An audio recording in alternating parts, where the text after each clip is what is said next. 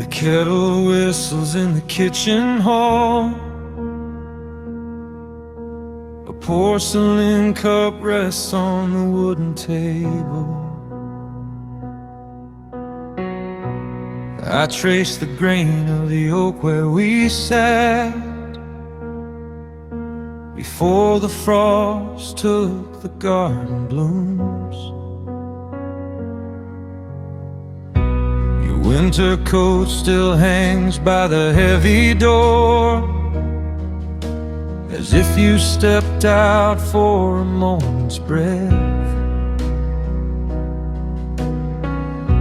The hallway clock ticks in a steady rhythm, measuring the space you left behind. But our story was never meant to end, not when the ink was barely dry on the page. We were a novel bound in leather and thread, caught in a plot we didn't write ourselves. I keep the porch lamp burning gold for the ghost of the lock turning late at night, because our story was never meant to end. I walk the path down to the creek bed today, where the water runs clear over smooth gray stones. I remember you laughing at the tangled vinings that snag your hem as we climb the bank. The map of our days is printed on my palms, lines of friction and warmth and shared quiet.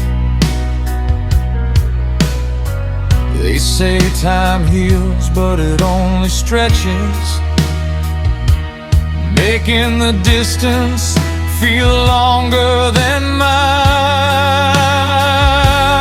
But our story was never meant to end, not when the ink was barely dry on the page. We were a novel bound in leather and thread, caught in a plot we didn't write ourselves. I keep the porch lamp burning gold for the ghost of the lock turning late at night, because our story was never meant to end. Maybe the chapters are just resting in the dark, waiting for the spine to crack again.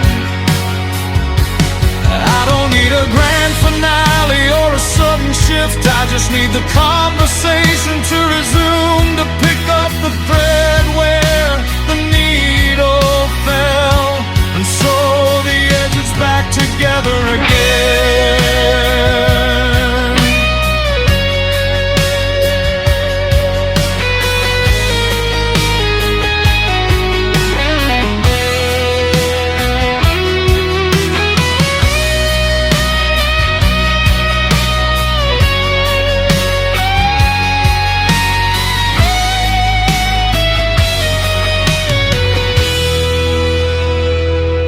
But our story was never meant to end, not when the ink was barely dry on the page. We were a novel bound in leather and thread, caught in a plot we didn't write ourselves. I keep the porch lamp burning gold for the ghost of the lock turning late at night, because our story was never meant to end. The lamplight hums, the house breathes in. I am waiting in the quiet room where we began, where we never meant to end.